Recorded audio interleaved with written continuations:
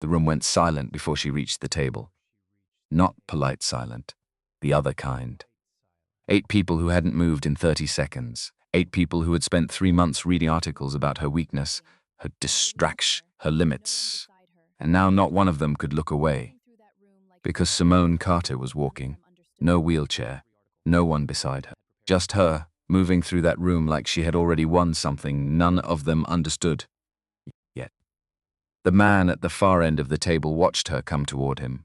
He had voted against her, twice, and his name was still in a file that her legal team hadn't finished reading. He didn't move. She reached the head of the table, set both hands flat on the surface, looked up directly at him, said nothing, said because she didn't have to.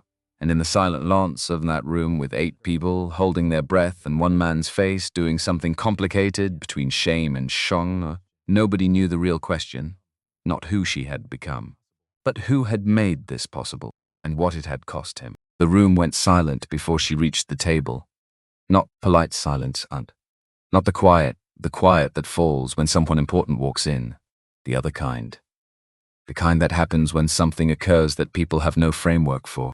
8 board members sitting around a table that cost most people's cars, and every single one of them had stopped breathing at the same time. Because Simone Carter was walking. No wheelchair, no walker, no hand bracing against the doorframe. Just her.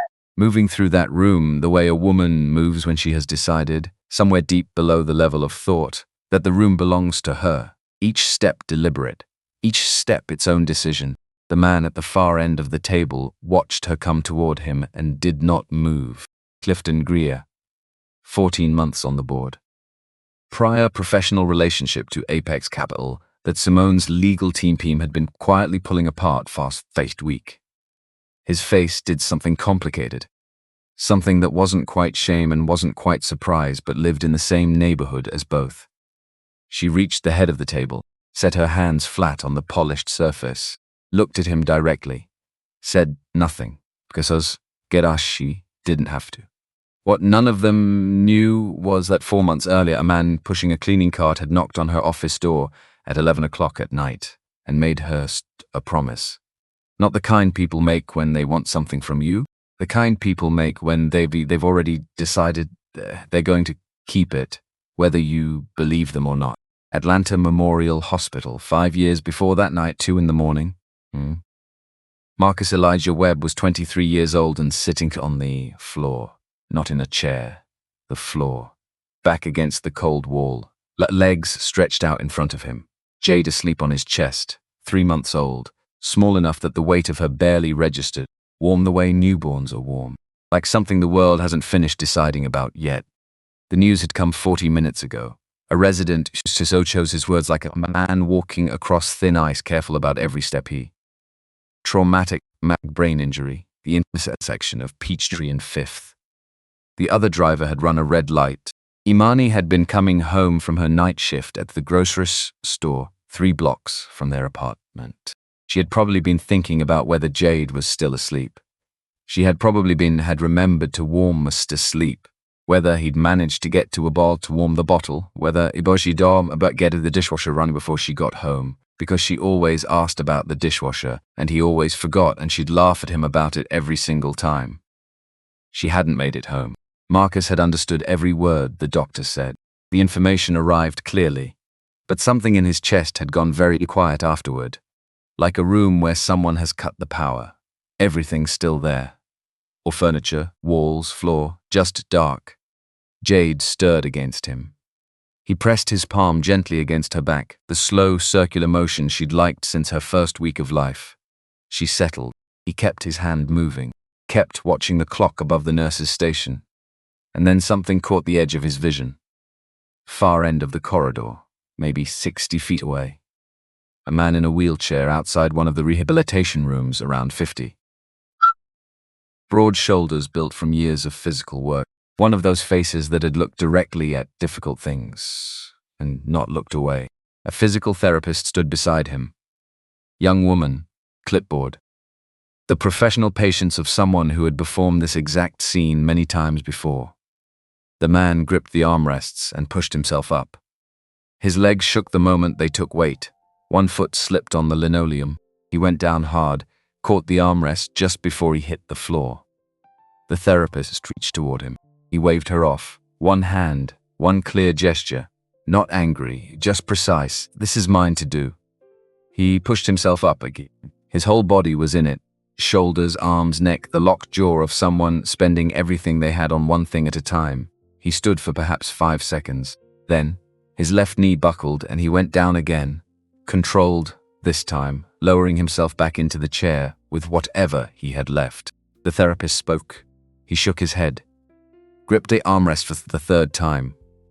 Marcus watched this for a long time. He watched Anfin fall and stand and fall and stand in a fluorescent lit hallway at 2 in the morning with no audience and no applause and nothing guaranteed. The man did not look heroic. He looked exhausted. He looked like who had used up everything except the decision to keep trying and was running that decision on pure stubbornness. Like an engine running on fumes, aware it could stop, choosing not to. Marcus Hart had spent 3 years as a combat medic. He knew what the human nervous system could survive. He had held pressure on wounds in conditions that training could describe but never fully prepare you for. He had never seen anything that looked exactly like that, like someone choosing, second by second, not to stop. Jade made a sound against his chest. He looked down at her, this small person, this whole unwritten future. Sleeping like the world was entirely trustworthy, he thought about Imani. The specific way she laughed when something genuinely surprised her, sudden and unguarded, nothing like her regular laugh. The way she always fell asleep reading and then insisted with complete conviction that she hadn't been sleeping. The way she'd held Jade for the first time in the delivery room, both arms, both hands, like she already knew this was the most important thing she would ever hold, and cried without making any sound at all. He looked back down. The hallway. The man was standing again. Something shifted in Marcus Webb at 2:70 in the morning. The way things shift that don't make noise when they move. Not a decision, he announced. Just a quiet turning. The way a river finds a new channel. Not all at once. Stone by stone, degree by degree. He was going to learn how to help people do what that man was doing. He was going to spend whatever working life he had left in those moments, the unremarkable ones, the ones that happened in fluorescent light with nothing guaranteed and nobody watching. He kissed the top of Jade's head carefully so she wouldn't wake. "I'm going to do something that matters," he told her very quietly.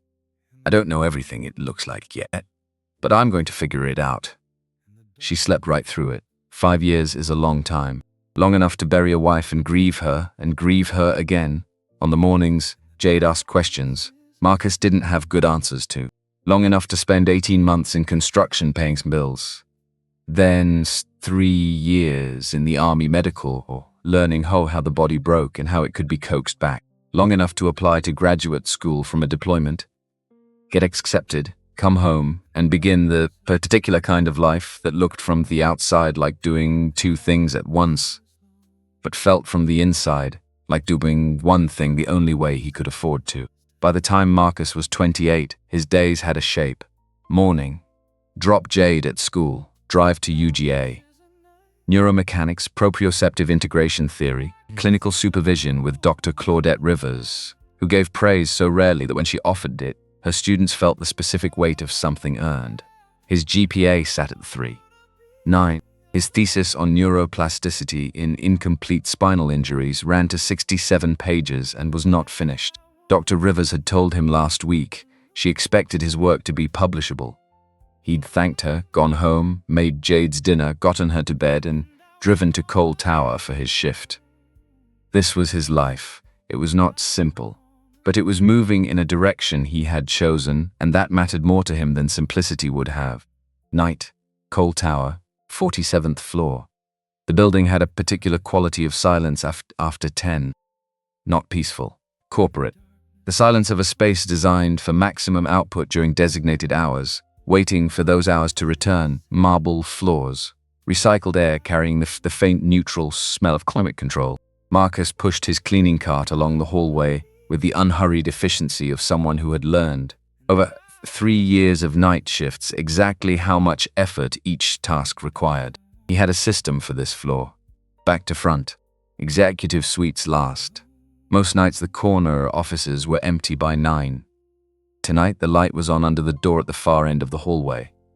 A thin line of yellow against the marble. He noticed it when he turned the last corner. Paused, listened. No sound from inside. He knocked twice, lightly. "Come in." The voice was controlled. Tired in a specific way. Not the tiredness of someone who hadn't slept, but the tiredness of someone managing something large and doing it by force of will alone. Feminine. The kind of voice that had learned over many years of professional necessity to give nothing away. Marcus opened the door. He assessed the room the way a medic assesses a scene. Quickly, completely, without making it obvious. Dark wood desk. Documents in 3 organized stacks. Used 2 empty water bottles. A bottle of ibuprofen, not prescription medication. He noted this specifically. A cell phone with a small crack in the corner of the screen. A tray with the remnants of a meal eaten hours ago. And behind the desk, Simone Carter. He knew who she was. Everyone in the building knew who she was. CEO of Carter Industries, 35 years old, had grown the company's technology infrastructure division from 40 employees to 412 in 6 years. The press described her as brilliant, demanding, and difficult to read, usually in that order. What the press had mentioned more recently was the wheelchair. A skiing accident 6 months ago. Serious spinal injury, surgeries, recovery timeline uncertain. She was still running the company, still in the office, still staying until 11 on a Tuesday night with documents in 3 organized stacks and an ibuprofen bottle she reached for without looking at it. What Marcus saw beyond the visible surface was something different. Left shoulder elevated approximately 3 centimeters above the right. Breathing pattern shallow and controlled. The specific shallowness of someone who had been bracing against pain long enough that it had become automatic. Her left hand a pen. I'll fly to know. But the thumb wasn't fully closing around it. The grip was compensated. Her core muscles were working visibly harder than they should be just to maintain seated posture. Incomplete T12 fracture. 6 months post-injury. He knew this presentation because he'd studied it for 4 years, had written 40 pages specifically on it. She was not recovering correctly. "I can come back. There are other offices on this floor." She looked up. Not the reflexive, non-registering glance that people in her position often gave service staff. She actually looked at him, the way someone looks when they're deciding whether to engage. "It's fine. I'll be here all night regardless." A slight gesture toward the documents. "Board presentation in the morning. I review everything twice now. Takes longer. No self-pity in it. No invitation to respond. Just a condition of her current existence, stated the way you'd describe the weather." He moved to the far corner of the office and began his work, but he was still watching her. The way she reached for the ibuprofen without looking at it, automatic. A gesture repeated many times daily. The way she pressed 2 fingers to her right temple briefly before returning her attention to the page. The slight tremor in her hand when she turned documents. He had seen this pattern before, in soldiers who kept operating on sheer discipline, treating every signal from their body as weakness to be overridden, rather than for information to be heard. They were often the most capable people he worked with. They were also the ones who broke in the most expensive ways when the override finally failed. He finished the far corner, moved toward the windows along the east wall. "Miss Carter." She looked up. "When did you last take a real break? Not 10 minutes between documents, a genuine one." The office held a particular quality of quiet for a moment. She studied him. Not with offense, which would have been easier, but with the focused attention of someone who had received an unexpected input and was determining what category it belonged to. "That's an interesting question from someone I haven't spoken to before. I ask because I'm watching you manage pain, and you're not acknowledging the way you're sitting. You're breathing, your left hand." A pause. She wasn't flustered, just processing. "I'm fine. You're compensating? That's not the same thing." She set her pen down completely. Not a pause. A stop. "Do you know who I am?" Yes, ma'am. You're Simone Carter. You run this company. Then you understand why scheduled breaks aren't a feature of my current situation. I understand why you've decided that. He kept working. Kept his voice even. I'm not sure the decision is right. Longer, she should have ended the conversation. Most people with her level of authority would have offered a polite dismissal, a return to the documents, a door that remained professionally closed. It was the sensible response to a maintenance worker offering unsolicited observations about her health. She didn't end it. Maybe it was the hour. Maybe it was 6 months of managing everything at full intensity with a body that wasn't cooperating. Maybe it was simply that he had spoken to her like someone who expected to be taken seriously, and she was someone who responded to that quality regardless of its source. What makes you think you have any basis for that observation? Marcus stopped what he was doing, turned and faced her directly. Miss Carter, I'm a 4th-year physical therapy student at UGA. Before that, I spent 3 years as a combat medic in the Army, specializing in trauma and rehabilitation. Spinal injuries are the focus of my thesis work. He let that sit for a moment. Your left shoulder is elevated 3 centimeters. The opposition on that hand tells me your thoracic musculature is significantly fatigued. Your bone pattern is a protective response to chronic pain that's been going on long enough to become automatic. He held her gaze. Everything I'm seeing suggests an incomplete T12 fracture, approximately 6 months post-injury, with a rehabilitation program that isn't targeting the right thing. Simone Carter did not move. I've worked this floor for 3 years, he continued. I've observed you before the accident and after. You returned to this office 4 weeks post-surgery. You kept your schedule. You adjusted nothing. A pause. That observation isn't a criticism, it's data. And the data suggests that the people managing your recovery are excellent surgeons who may not be the right people to be managing your recovery. Surgery and rehabilitation are distinct disciplines. The person most qualified to repair damage is not always the most qualified person to rebuild function. Her expression had gone very still. The kind of stillness that wasn't the absence of reaction, but the presence of something being held very carefully. My medical team is considered the best in Atlanta. The best surgical team in Atlanta, he said. Those are different problems. He held her gaze. I can help you walk again, Miss Carter. The office was completely quiet. Outside 47 floors below, Atlanta continued its late-night existence. Traffic signals changed. Headlights moved along Peachtree in steady streams. The city breathed its ordinary nighttime breath. Inside, Simone Carter sat very still and looked at a man who had just said the thing she had spent 6 refusing to let herself want. You clean offices, she said. Not unkindly. Precisely. Tonight I do. He held her gaze. I'm also 8 months from my degree. My GPA is 3.9. My thesis on neuroplasticity and incomplete spinal recovery has been called the strongest student work my professor has seen in 10 years. I've co-authored a paper in the Journal of Neurological Physical Therapy on motor pathway recovery that has 12 citations in peer literature. A beat. Why would you offer this? He thought about a hospital floor, about a man who kept getting up, about a daughter sleeping against his chest while he decided what his life was going to be about. Because I've spent 4 years training to help people, the standard system has stopped expecting to improve, and I believe you're someone who's been underestimated by that system. She looked at him for a long time, the way a scientist looks at a result that deviates from every prediction, not with excitement, not yet, but with the specific attention of someone searching rigorously for the error and beginning to suspect they won't find one. Good night, Mr. Webb. Finished his, left quietly, pulled the door closed behind him. In the elevator going down, he exhaled once, slowly. He had said what needed to be said. Whatever happened next was not something he could control. He had learned to make peace with that. The file was on her desk by 9:52 the next morning.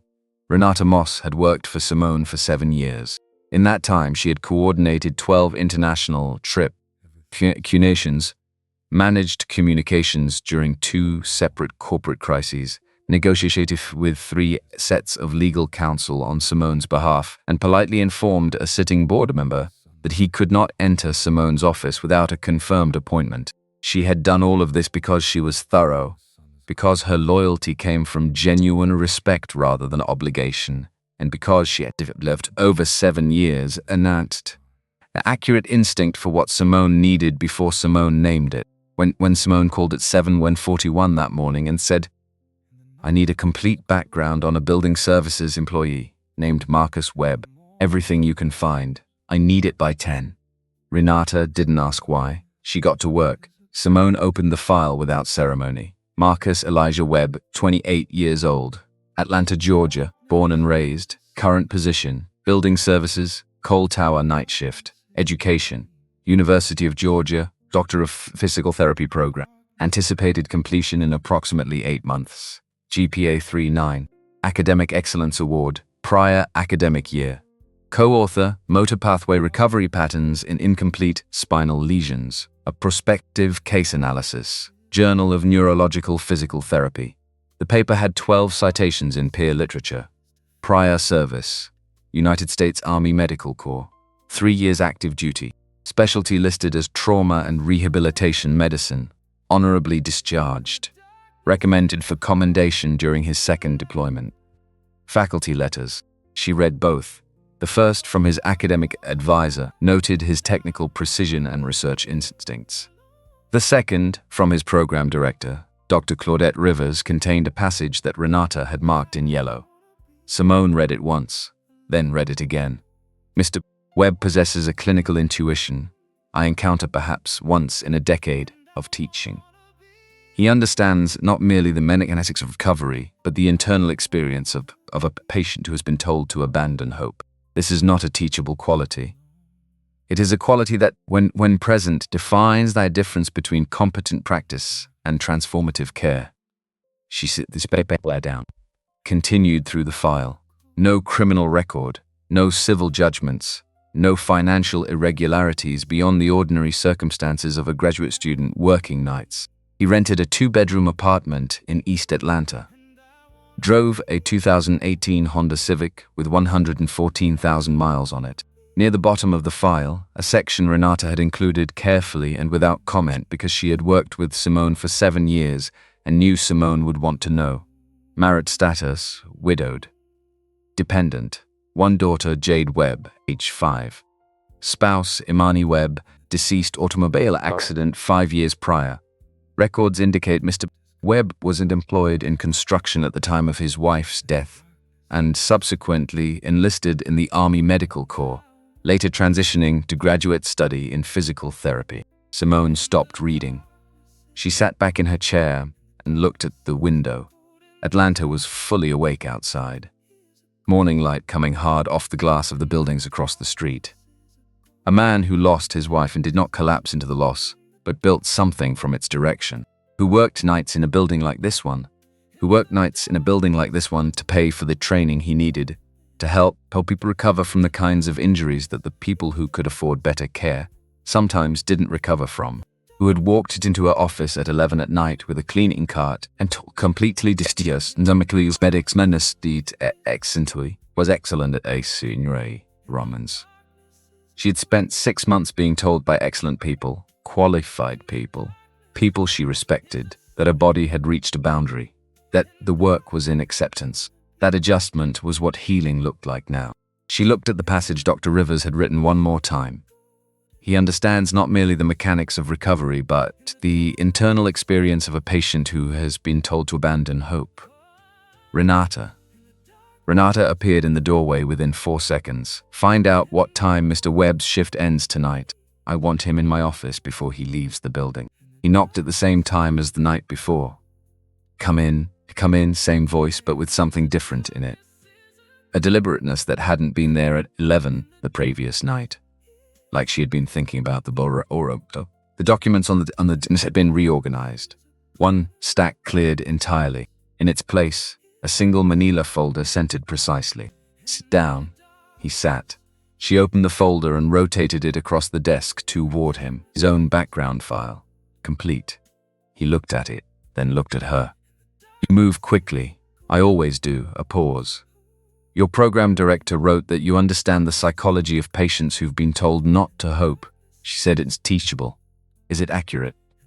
He took the question seriously before answering it. I think when someone has been told enough times that something is impossible, they stop just believing it. They start building their life around the belief. The impossibility becomes part of how they understand themselves. Buffett.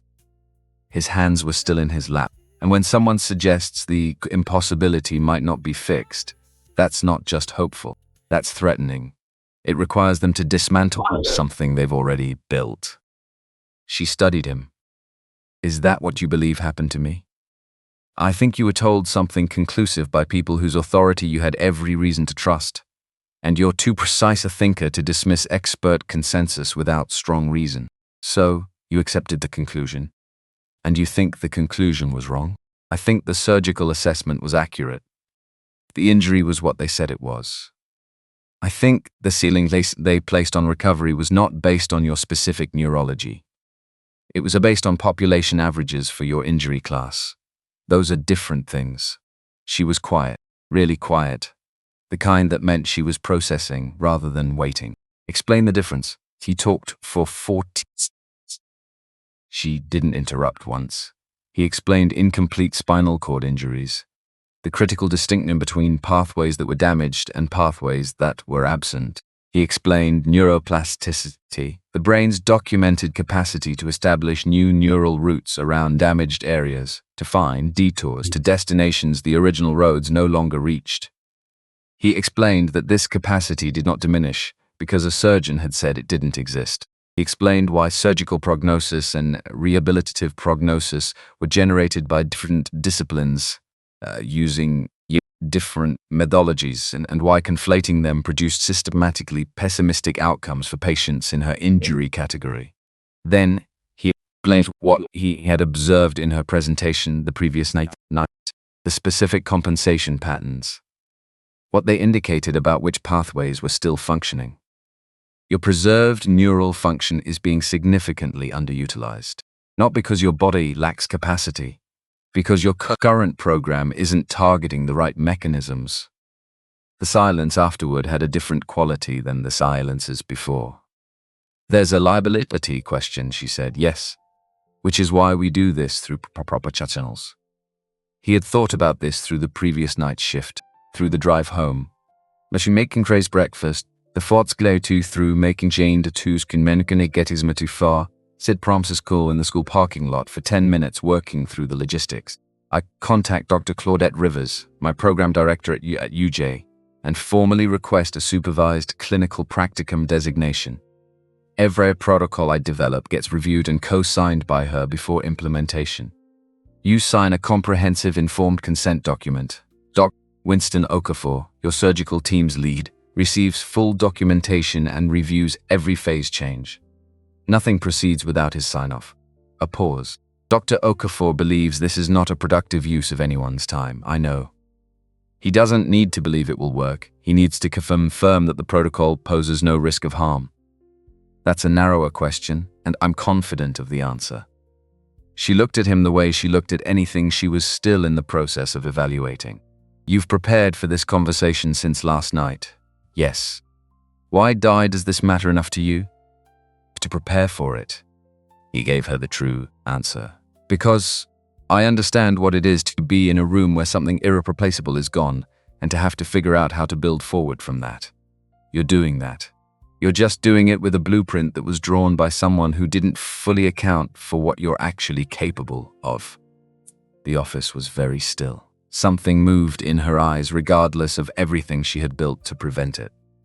One condition, she said. Name it. No false hope. Ever. If the data says we've reached the limit, you tell me directly. No softening, no rerouting. That's the only way I know how to work. Then we have an agreement. She extended her hand across the desk. He shook it. Her grip was firm and deliberate, that the handshake of someone who understood that this gesture meant something. 6 a.m., he said. 6 a.m., he left. Elevator down. Lobby. Parking lot. At 11:30, the city had thinned to its late-night configuration. He called Dr. Rivers from the car. She picked up on the third ring. which meant she was still working. He explained the situation in 4 minutes. She listened without interrupting. Then she asked him 3 specific questions about the injury profile, the existing documentation, and his proposed initial assessment structure. This is exactly the kind of case that separates clinicians from technicians, she said. Don't treat it as a favor you're doing her. Treat it as your first real patient, because that's what it is. Understood? I'll have the paperwork ready by tomorrow afternoon. And Webb. A pause, the kind she used when she was about to say something she only said once. I'm going to want weekly reports. Detailed ones. Yes, ma'am. He drove the rest of the way home thinking about baselines, about what the first assessment might show, about the toes of her right foot and whether, if someone who knew what they were looking for had the patience to wait, something might move. 6 days later, the paperwork was in order. Dr. Otto Rivers had pressed the supervised practication with the focused speed of someone who understood why timing mattered. She reviewed his proposed baseline assessment protocol, recommended 2 modifications to the sensory testing sequence, and co-signed the documentation. Dr. Winston Okafor had been harder. 61 years old, neurosurgeon with a reputation built over 30 years of technically demanding work. Precise, careful, accustomed to being the person in the room who understood the most about the relevant subject matter. He took Marcus's call, listened to the full explanation, and was quiet for long enough that Marcus checked the line twice. You understand the weight of what you're asking me to sanction, Okafor said finally. Supervised clinical practicum, fully documented. Nothing outside evidence-based protocols already established in the literature. I'm asking you to review the baseline assessments once and confirm that the proposed treatment protocol creates no risk of harm. I'm asking whether you understand what happens to her expectations if this doesn't produce results. The informed consent document she'll sign states clearly there are no guaranteed outcomes. I won't be telling her she'll walk. I'll be telling her that the data suggests more potential than her current program is targeting, and that we're going to find out together whether that potential is real or not. Send me your protocols before each phase change. Anything I flag stops until I clear it. Agreed. And one more thing. Okafor's voice shifted, not softer, more precise. If you are wrong about the ceiling, if you raise her expectations and the ceiling turns out to be where I believe it is, that cost is on you. You carry that. Do you understand? Yes, sir. Completely. Marcus arrived on the 47th floor at 6:07 a.m.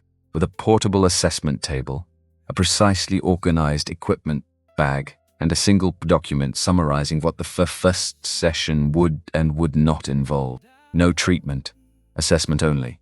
Simone was already there, already dressed, dark trousers, a fitted navy top, hair pulled back in clean natural waves. The ibuprofen bottle was on the desk again. He handed her the single-page summary without comment. She read it in approximately 90 seconds. Besom only today. Correct. I need to know what we're actually working with before I propose anything. He set up with efficient movements, no ceremony. Him work. She said. 3 years, medical corps. Why did you leave? He set the last piece of equipment in place before answering. My daughter needed a father who came home every night. Something in the set of her shoulders shifted, almost imperceptibly. The rigid quality of her posture released perhaps 2 degrees. He began the assessment, worked methodically through the baseline protocol, explaining each component before performing it. I'm going to map sensation across a grid pattern. You tell me what you feel. Sharp, dull, pressure, nothing, or uncertain. Uncertain is useful information. She nodded. When he reached the lateral aspect of her left thigh, she said, pressure, faint. He noted it without changing his expression. That's not in your current clinical documentation. That specific location was never tested. He continued. 3 more areas on the left side returned sensation responses not present in any of her existing documentation. None of them strong, all of them present and measurable and real. He completed the motor assessments, wrote his notes with the precision he had developed over 4 years. Which foot, which movement, latency, degree, quality of response, everything exactly as it needed to be documented. Then he pulled his chair to face her directly. One more thing, not a treatment, a test. Close your eyes, 3 slow breaths. Then put your full attention on your right foot. Don't try to move it. Don't try to feel it. Just locate it. Be aware of where it is in the room. She gave him a look that wasn't quite skepticism, adjacent to it. Proprioception, he said. The brain's spatial awareness of where the body is. Among the first functions disrupted by spinal injury, and among the first that responds to targeted rehabilitation. No, I want to see if there's a signal. She closed her eyes. Now, he said quietly, see if you can move your right foot. Toes, any movement at all. The room was quiet. 10 seconds, 15, 20. At second 3, the toes of her right foot moved, small, perhaps 4 degrees of flexion. The kind of movement that could be dismissed as involuntary. A reflex. A twitch. It was not that. Marcus had been trained to recognize the difference. A reflex had no latency. It happened at the speed of a spinal reflex arc below conscious processing. What he had just observed had a half-second latency between his instruction and the movement. That half-second was the brain processing a voluntary request and transmitting the signal down a pathway that was damaged but not gone. Open your eyes. She opened them. Did you feel that? I saw it. Did you feel it? A pause. Her face was very controlled. Something, she said. I can't be certain what. That's fine. Certainty isn't the goal today. He wrote it down, exact detail. Which foot, which movement group. Latency estimate. Degree of motion. Date, time, session number. What does it mean? It means the pathway is present. That means the pathway is present. There is something here to work with. In the early morning quiet of the 47th floor, in the carefully controlled space behind Simone Carter's eyes, something shifted. Not yet. Not fully. She had been managing herself too carefully, for too long to let something in that fast. But the place where hope had been, the place that had been dark and locked and professionally accepted as dark and locked, received something. A faint, like pressure on the outside of a door. Same time tomorrow? He asked, repacking his equipment. Yes. He moved toward the door. Mr. Webb? He turned. She just watching him with the expression of someone who has just made a decision they intend to keep. Don't make me regret trusting you. I won't. He left. In the elevator, he allowed himself one quiet exhale, one small movement of 4 degrees. He had worked with patients who had rebuilt from less. The work was beginning. And in Marcus Webb's experience, built from 3 years of war and 5 years of grief, and 4 years of learning exactly how the nervous system found its way back from damage. The beginning was always the hardest part to trust, because it was small enough to dismiss, because it required you to believe in something before you had enough evidence to be certain. He believed in it anyway. That was the job. 3 months is not a long time. In business, 3 months is a quarter, a reporting cycle. Numbers that either justify your strategy or expose it. Human body, 3 months is something else entirely. 3 months is the brain sending the same signal down the same damaged pathway again and again with enough consistency that the pathway begins to spostly. It muscles that went quiet being carefully, incrementally, with precise calibration to remember a language they once spoke fluently. It is the nervous system which does not care about prognosis documents or surgical consensus, doing what nervous systems do when given the right conditions, finding a way. Marcus arrived at the 47th floor every morning at 6, without exception. He brought the same equipment bag organized the same way, the same documentation forms, the same complete attention he gave every patient he had ever worked with, which in his clinical life numbered 14, but which he treated as if each one were the only measure of whether he was doing the work correctly. He did not bring false hope. He had promised her he wouldn't, and he was someone who kept promises because keeping them was load-bearing in his understanding of how to live. What he brought instead was a protocol, evidence-based, built on the specific neurology of incomplete T12 injuries and Simone's specific baseline data, not population averages. Her data, reviewed and co-signed by Dr. Rivers before each new phase, updated to Dr. Okafor every 2 weeks. who read the summaries with skeptical precision of a scientist looking for errors and found fewer than he expected, responding with increasingly brief clinical acknowledgments that contained no praise and no objection. Some mornings he also brought coffee. Not every morning, perhaps 3 times a week. He picked up 2 cups from the cart in the lobby, set one on her desk without comment, and began setting up his equipment. She never thanked him, and he never expected her to, but she always drank it before they started. And he noticed, and that was enough. Small things. He had learned the weight of small family. He had learned the day of small things from 5 years of raising a daughter alone, 3 years of working with people whose bodies were trying to communicate something important. Small things were how people showed what they actually felt. They found words for it. Progress came the way he had told her it would, not dramatically, not in a straight upward line. By the end of week 4, Simone could sustain controlled voluntary movement in both legs for 15-second intervals. Not strong, not stable enough for weight bearing, but consistent, repeatable, clearly driven by intention rather than reflex. She could reproduce the movement on command. That was the distinction that mattered. By the end of week 6, sensory mapping showed restoration to 71% of the areas that had returned no response in her original post-surgical evaluation. 71%, where the chart had said nothing. She read that figure on the documentation he showed her and did not say anything for almost a full minute. There was a session in week 4 on a Wednesday that went wrong.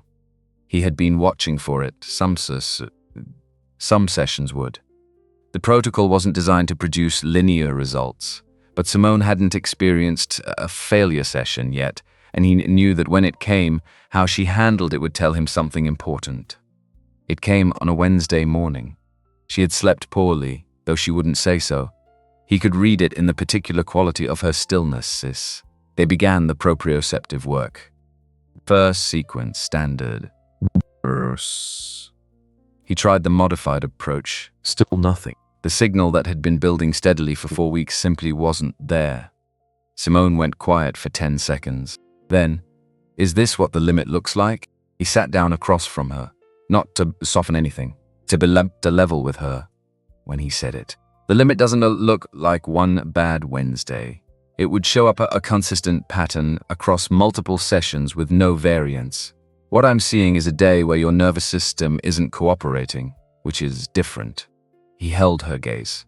"But I want you to know that if we ever get to the point where the data actually says we've reached the ceiling, I will tell you that day. In this room, directly. That was the agreement." She looked at him.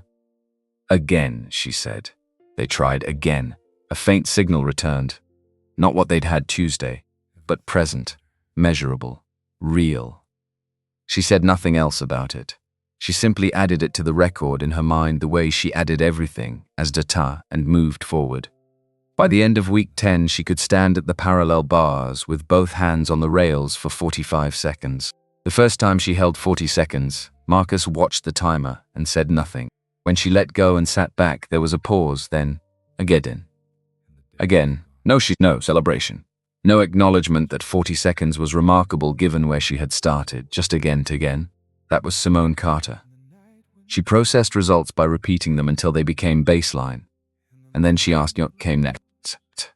Word had started moving through the building. Buildings carry information without direction, without announcement, finding every low point and collecting there. The executive floor staff knew. The night security desk knew because Marcus had to be signed in before the cleaning crew's official start time. He had heard secondhand that 2 members of the facility's management team had discussed it in the parking garage. He had also anticipated his own response to it, which was to continue showing up at 6 in the morning with his equipment bag and do the work. What he had not anticipated was that Simone Carter didn't particularly care what the building thought. She cared about data. The data was moving in the right direction. On a Thursday morning in the 11th week, Renata was at her desk in the outer office when Marcus arrived at 6. "She's already in?" Renata paused a beat, measured. She received a call early this morning. Apex Capital. Marcus absorbed that. Simone had mentioned Apex Capital once briefly. The way you mention a variable you're tracking but not yet worried about. How long has she been in? Since 4:30. He went in. Simone was not at her desk. She was at the window on the east wall, both hands on the window ledge, standing. Using the ledge for support, yes, but standing. Looking out at the city going pale with early light. It was the first time he had arrived to find her on her feet. He said nothing about it, set his bag down and began his setup at the regular pace. Apex Capital made a formal offer. She didn't turn from the window. 22% over current market value. They're framing it as an acquisition opportunity. He pulled out the documentation forms. Are you going to decline? Now, she turned from the window. She looked tired in a way that was different from physical exhaustion. This was strategic tiredness, the kind that came from seeing several moves ahead and understanding the cost of each one. The timing is not coincidental. He understood without her spelling it out. The Prets had been running to runting pieces for 2 weeks. Not aggressive pieces, careful ones. The kind that asked questions instead of making claims. Whether a CEO managing a significant disability could maintain the focus the role required. Whether a relationship between an executive and a building service employee created structural complications for the organization. The kind of coverage that didn't say anything libelous but made institutional investors feel uncertain. Apex Capital was a company that knew how to read uncertainty. They believe the fatherhood has created an opening, he said. They believe I'm distracted. He looked at her directly. Are you? She met his eyes. No. He believed her. Then let's work. She came away from the window, settled into session position, and they began. The Saturday afternoon, he moaned some suggested eating. Jade Marcus had not seen it coming. She raised it at the end of a session on a Wednesday, in the careful tone she used when she had been considering something for a while and had finally decided to say it out loud. I'd like to meet your daughter. He looked up from his documentation. Why? Because you mention her frequently, and because if what's happening between us is going somewhere, I should know whether I can genuinely connect with the person who is most important to you, to rather know that early. He took a moment before responding. She's 5. She asks approximately 1,000 questions per encounter. And she holds strong opinions on a range of subjects, including pasta shapes, the correct color for rain boots, and whether dogs understand English. I run a company with 412 employees. None of them are 5. That's an accurate distinction. They arranged it for the following Saturday, Piedmont Park. Mid-afternoon, when the October air had finally broken the Atlanta heat and left something clean and clear in its place. Miss Yvonne, the retired nurse from their building, who had become without anyone formally establishing arrangement, let's keep in this she pustud Lamperson Marquis Baltus when he needed someone he trusted completely to be with, his daughter. Had Jade at the park already when they arrived. Simone had declined the walker for today. She'd said she wanted her attention free. He had understood that completely. Jade saw them from 40 feet away. She was wearing the yellow dress she called her sunshine dress, hair in 2 puffs with yellow bands, holding a stick she had apparently been using for some purpose she considered important. She dropped it immediately when she saw her father and began walking toward them with the purposeful stride of someone who has business to conduct. She stopped in front of the wheelchair and looked at Simone with direct, uncomplicated assessment. I am. Daddy says you're working really hard to get better. That's true. Does it hurt? A pause, brief and honest. Sometimes. Jade considered this with the gravity of a philosopher encountering a good problem. Daddy says hurting means your body is working on something. Like when you fall down and your knee stings. That's your body fixing the place where you got hurt. He's right about a lot of things, said with the tone of someone reporting an established fact. Then, except he puts too much spinach in the scrambled eggs. Nobody wants that. Simone looked at Marcus. Marcus found something on the horizon that required his attention. Can I sit next to you? Jade asked. Of course. Jade climbed onto the park bench beside the wheelchair with the complete unself-consciousness of a child who had not yet learned to calibrate her behavior for unfamiliar adults. She simply sat down, arranged herself, and began talking. She talked about her kindergarten teacher, Miss Patricia, who was very kind but sang the words to the cleanup song in the wrong order, which Jade found troubling. She talked about her best friend, Amara, who was learning cartwheels and was going to teach Jade, and this was going to happen very soon. She talked about a cat she wanted to have named Biscuit, who didn't exist yet but was going to live in her bedroom when her father said yes, which was going to happen eventually because she was patient. Simone listened with the quality of attention she gave to board presentations. Total, sequential, retaining the details. Marcus stood back a few feet and watched. He had thought carefully about this meeting, considered the possibility that it would be awkward. He had also considered the other possibility. Jade had gone quiet, not the quiet of discomfort. The quiet of someone looking at a person very carefully, the way 5-year-olds did when they were making up their minds about something important. "You smell nice," she told Simone. "Thank you. Are you going to come back to the park again?" Simone glanced at Marcus quickly. He kept his expression. "I'd like to," she said. "Good." Jade nodded with the satisfaction of someone confirming something she just expected. "Because I like you.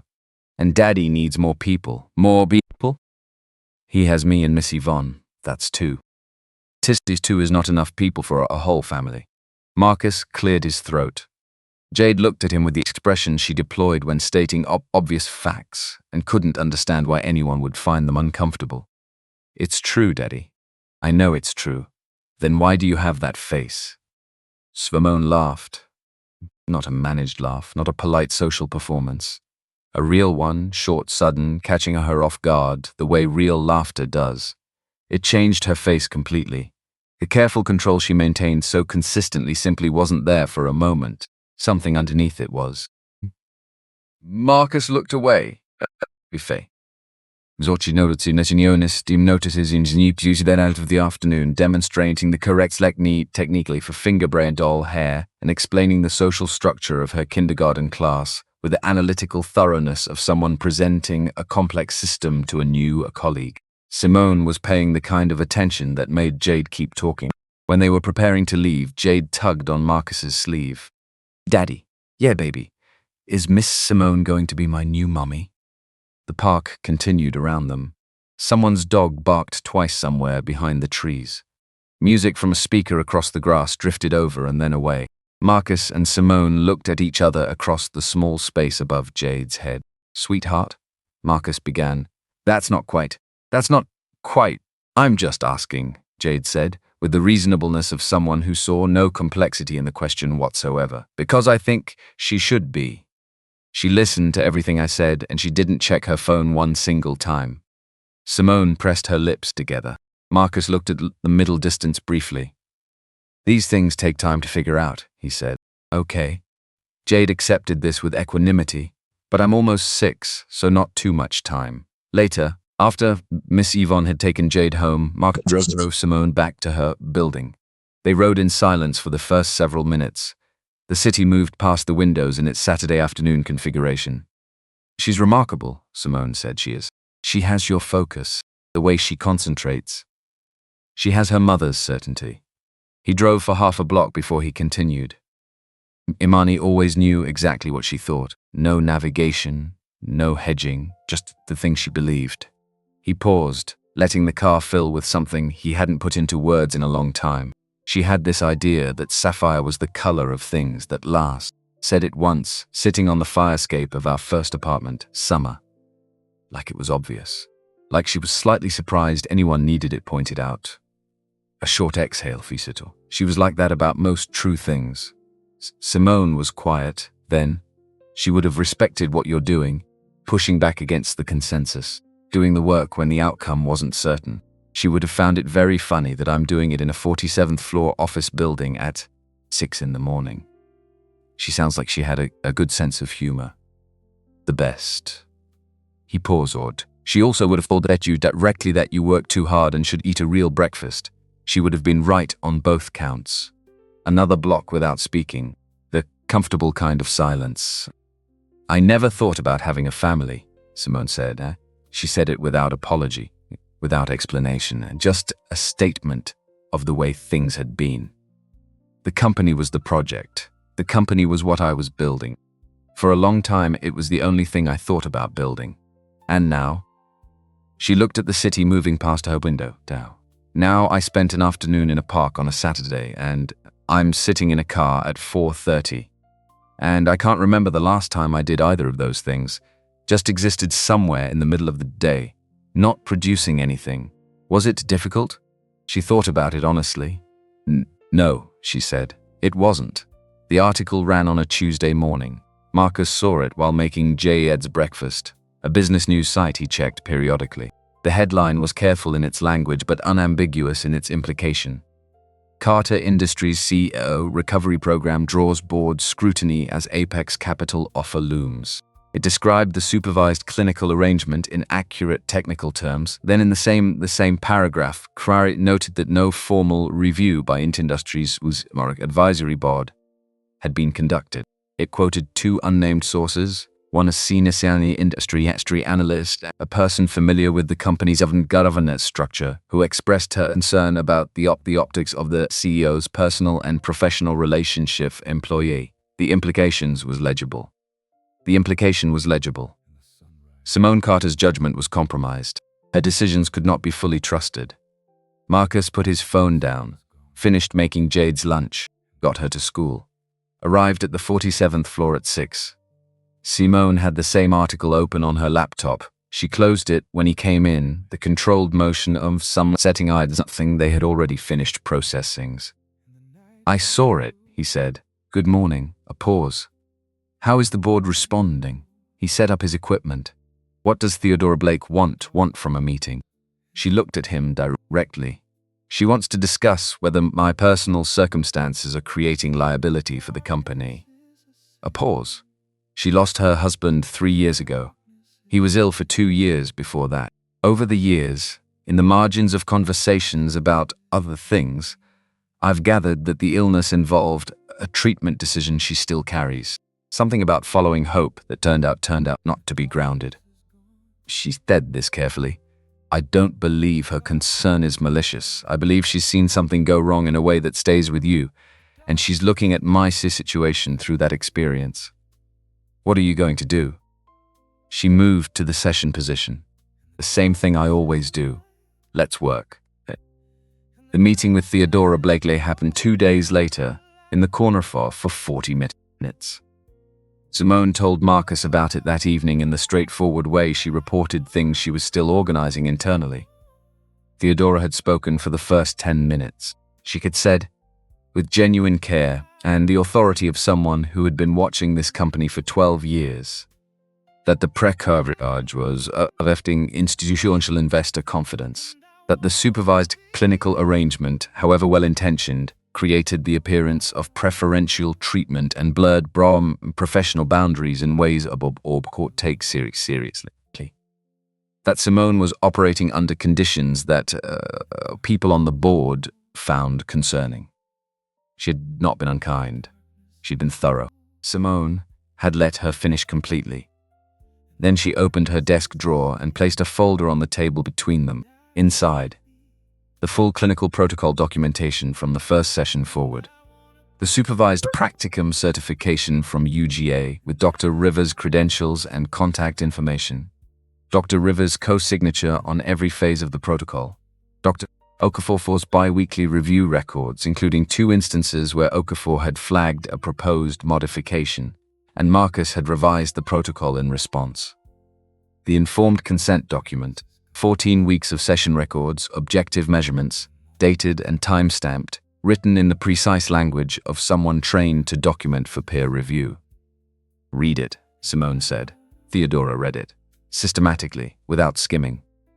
When she finished, she closed the folder and sat with it for a moment. This exceeds the documentation standards of most accredited outpatient clinics. He runs it as a research-grade clinical study because that's what his training produces. The documentation addresses the clinical dimension, Theodora said carefully. It doesn't address the personal dimension.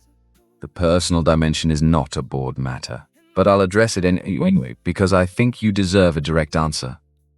Simone held Theodora's gaze. The man who gave your husband also didn't document a single session. He had no academic credentials you could verify. He had no supervisor reviewing his work. He told your husband what he wanted to hear, and there was nothing structural in place to challenge that. Not for effect, for clarity. Marcus Webb told me in our second real conversation that there were no guarantees.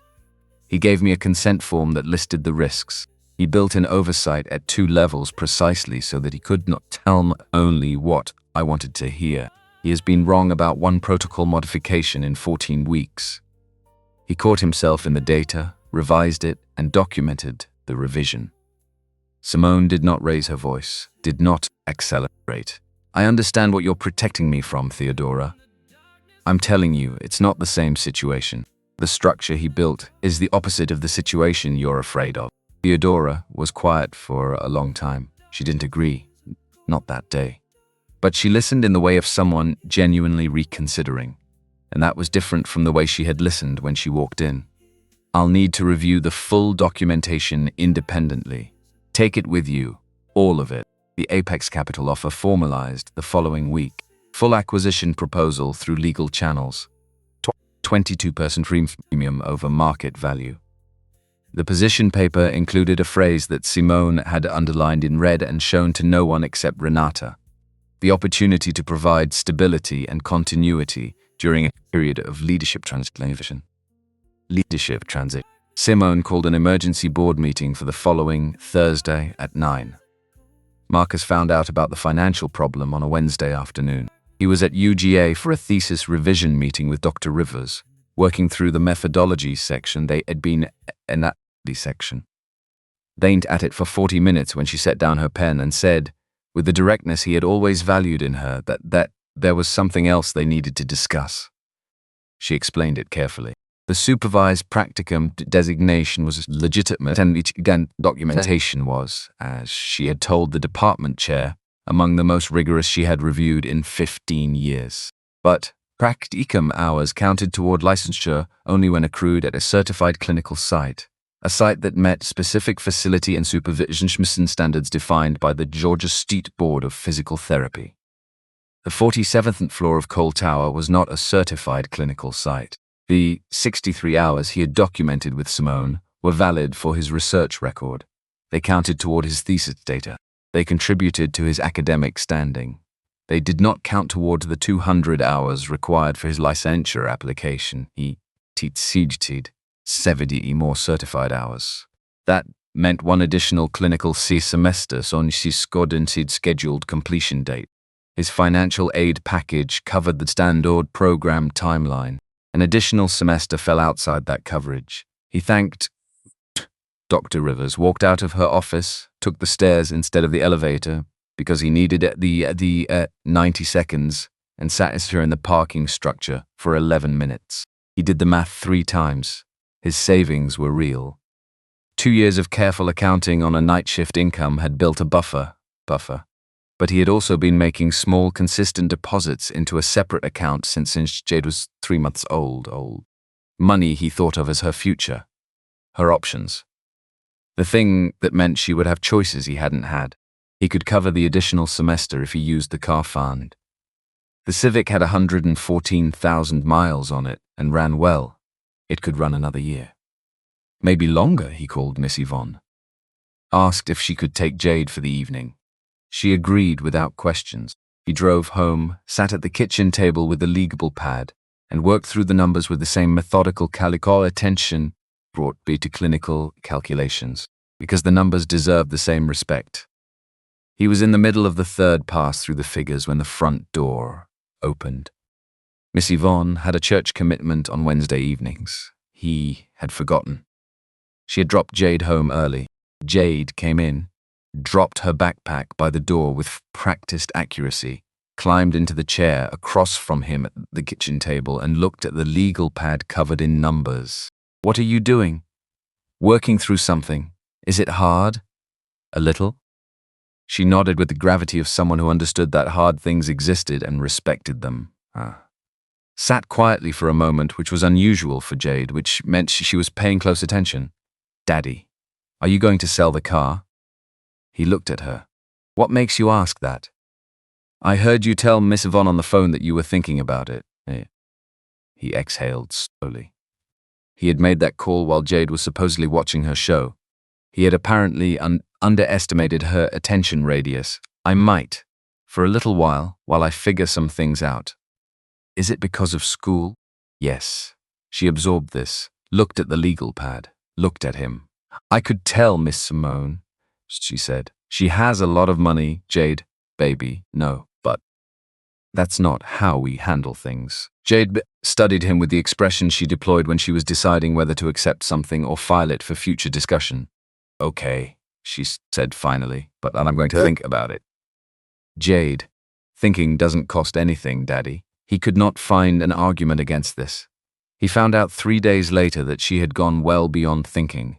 She had told Simone, not as a calculated move, in the way 5-year-olds communicated things, because it was present in her and Simone's affaires had Simun to ask if Daddy was doing at the end of their next St. Park visit, and the honest answer to that question included the information that Daddy was doing math at the kitchen table and possibly selling the car. Simone called Marcus that evening. I need to tell you something, she said, and I need you to hear the full explanation before you respond. He sat down. She explained that Carter Industries had been reviewing a proposal for nearly 2 years to establish a certified occupational health and wellness satellite facility within the building. Multiple proposals had been submitted. None had moved forward due to competing priorities and unclear ROI projections. She had reviewed the most recent proposal that afternoon. The business case was strong. The 46th floor had underutilized space identified for potential conversion. The facility, once certified by the Georgia State Board of Physical Therapy, would provide services to building employees and generate revenue through third-party clinical contracts. She was approving the proposal and moving it forward. The space could be certified and operational within 6 weeks. That creates a certified clinical site, she said. Your hours count, you finish on schedule. He was quiet for a long moment. This is charity. This is a business decision with a 2-year proposal history that I am choosing to prioritize now. I am not creating this facility for you. I am creating it because it makes business sense, and I have the authority and the current motivation to stop delaying it. Her voice was firm, clear, not defensive, definitive. There is a material difference between me writing you a check and me removing a structural obstacle that exists in my organization and that I have the ability to remove. One is charity. The other is a decision I am making with my own authority about my own company. He turned it over carefully. If we don't work out, he said, finally. The facility exists independent of us. It will serve other practitioners and other patients regardless of what happens between you and me. It is not contingent on our relationship. Another pause. Longer. I need to know that you're not doing this because you feel obligated because of have. I'm doing this because it's the right business decision and because I want to. Both of those things are true, and neither one cancels the other out. He sat with that. Okay? He said. Okay. And Simone, don't make it awkward. But there was something in the silence that followed. Something that had been building across 14 weeks of 6 SAM sessions and careful documentation and honest conversations and one Saturday afternoon in a park. Something that both of them were moving toward with the careful pace of people who had learned to be precise about what they committed to. Good night, he said to Ed. Good night, Marcus. He heard what she wasn't putting into words and he let it stay there, for now. Renata oversaw the build-out personally. When Marcus thanked her, she didn't look up from her work. I've been with Simone Carter for 7 years. I know what matters to her. This matters. End of conversation. The article that ran on the business site 3 days after the facility approval was pointed. Carter Industries CEO approves $380,000 facility expansion amid the personal relationship scrutiny. $380,000. The number was accurate, the framing was not. Renata had flagged it at 6:04 a.m. Simone had read it by 6:11. By 6:15 her legal team had a copy. By 6:18 she had called Theodora Blake. Not to apologize. not to explain, to get ahead. I want you to see the full facility business plan, she told Theodora, and I want you to see it before the board meeting Thursday. Theodora was quiet for a moment. Send it. The plan landed in Theodora's inbox at 7:02 a.m.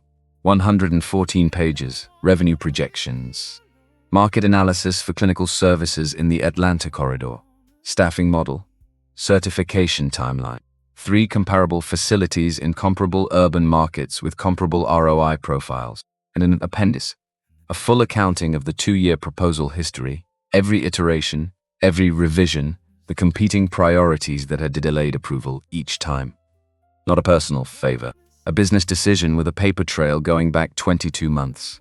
Theodora read it. All of it. She sent back 4 questions Simone told Marcus that evening, 2 about the staffing model and 2 about third-party contract structure. Not about us, a pause. I think she's separating the questions. Is that good? It means she's still thinking instead of deciding. With Theodora, that's always good. The board meeting was called for Thursday at 9. Marcus had a seminar at 8 and practicum preparation at 10. He was across the city when the meeting started. He sat in the seminar and paid attention to the material and did not check through PC because checking his phone changed what's not chain and happening in that room. And he had learned from the arm from 5 years of being someone's only parent to put his attention where it could actually do something. Renata texted at 9:47. 2 words. She's good. He let out a breath he hadn't fully realized he'd been holding for 3 days. That evening, Marcus and Simone sat in the half-finished space on the 46th floor. Bare walls, storage boxes in one corner, chairs and takeout from the place, 2 blocks from his apartment. 2 blocks to his apartment that Jade had elevated to official family restaurant status through the force of her opinion. Simone told him what happened the way she told everything. Precisely. Without inflation. She had entered the boardroom at 9 in her wheelchair, 8 board members. The Apex Capital acquisition proposal in front of each of them. She had let everyone settle. Then she began. She presented the Q3 figures first. Revenue up 4% over the prior year. Client retention at 91%, better than the previous year, better than industry average. The Pacific Northwest Enterprises contract signed the previous week, not yet public, which added $23 million in confirmed annual recurring revenue. She presented the 5-year expansion plan, 3 new markets, detailed entry strategies, conservative projections, and 2 optimistic scenarios with explicitly stated assumptions. She presented the talent metrics, 15 senior hires in the past 18 months, internal promotion rate above industry benchmark, voluntary turnover at its lowest in 5 years. She spoke for 38 minutes without notes. Then she stopped and let the room be quiet. Apex Capital has timed this offer based on a belief that Carter Industries is vulnerable, because I am vulnerable. A pause, not for drama, for precision. I want to address that directly. No one moved. I have an incomplete T12 spinal injury. I have been in this wheelchair for 6 months. I work with a clinical practitioner who has produced measurable progress toward recovery under full medical supervision and documentation. That clinical relationship has become personal as well. She looked at the table. I'm not telling you this because it's board business. It isn't. I'm telling you because allowing Apex Capital to define the narrative about my situation is not something I'm willing to do. I define my narrative. Raymond Garrett, the longest-serving board member, the 64 years old, on the board since Simone's father had run the company, leaned forward. The numbers are strong, Simone. The question at this table is whether the circumstances affecting your personal life are also affecting your leadership. My attention is not divided. It has expanded. She looked at him directly. I am a better CEO this quarter than I was a year ago. Not despite what I've been through. Because of it. I have a clearer understanding than I have ever had of what it costs to build something. And I have more conviction, not less, about what this company is for and why it matters. Theodora Blake had been silent through the entire presentation. 38 minutes. Not uncomfortable silence, the silence of someone listening and with full attention and reserving judgment. She spoke now. I reviewed the complete clinical documentation independently. Her voice was measured, even. The protocol is rigorous. The oversight structure is sound. The documented progress is real. I have also reviewed the facility proposal in its entirety, including the full 2-year approval history. The decision to approve that facility is consistent with sound business judgment, and the proposal history makes clear it was not created for personal reasons. She let that land. I have observed Simone Carter lead this company through 2 difficult periods in 12 years. She has never once allowed a personal circumstance to compromise a professional decision. I see no evidence that standard has changed. The vote was called 6-1 to reject the Apex Capital acquisition proposals or TWI. The single dissenter came from Clifton Greer, 14 months on the board. Prior professional relationship to Apex Capital that Simone's legal team had been quietly pulling apart for the past week. That review concluded the following month. The findings were submitted to the board and Greer resigned 2 days later, citing personal reasons, before the full report was formally entered into the record. Simone did not respond to the resignation publicly. There was nothing to respond to. After the vote, the room cleared. Theodora stayed. "Thank you," Sim said when they were alone. Theodora gathered her papers deliberately. "I read the documentation carefully. What you said about his approach, the built-in uncertainty, the oversight structure, the documentation. You were right. It is structurally different from what I was afraid of." She paused at the door, looked at Simone with the expression of someone who has revised a long-held position and is acknowledging the revision without drama. "He'd better be worth it." He is. In the half-finished room on the 46th floor, sitting in a folding chair with takeout between them, Marcus listened to all of this. The city was visible through the uncurtained window, going into its evening configuration. "You handled it exactly right," he said. "I handled it the only way I know how." "That's what I said." She looked at him. In 3 months, he had watched her be precise and demanding and occasionally brilliant and once or twice genuinely afraid, though she would not have used that word.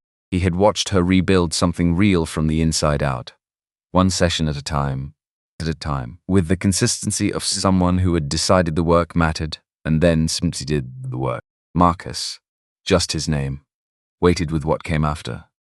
"Yeah, I want to say something and I need you to let me finish it." She looked at the wind for a moment, then at him. "I don't have a framework for this. I've run negotiations with billion-dollar stakes. I've managed board dynamics and investor pressure and 2 acquisitions and 1 near hostile takeover. I understand how those systems work." She stopped, started again. "I have never had someone in my life who made me feel like the thing I was doing was not managed, not assessed, not measured against some external standard. Mine." She held his gaze. "You tell me when I've reached the limit of what the data supports, and you tell me when I've exceeded what you thought I could do. And both times you say it like it's just true, like I'm just a person doing a thing." He was quiet. "I've been a CEO for 6 years. I don't remember the last time someone treated me like I was just a person doing a thing." "You are," he said. "That's all you are in that room at 6 in the morning. Someone doing the work." "I know, but you're the reason I know that." He looked at her in the bare room, in the lamplight from the single fixture they had turned on. With the city visible through the uncurtained window, Simone Carter looked at him without the management layer, without the precision and the control and the careful professional distance she maintained everywhere else. Just herself. "I care about you," she said, "considerably more than I know how to be neutral about."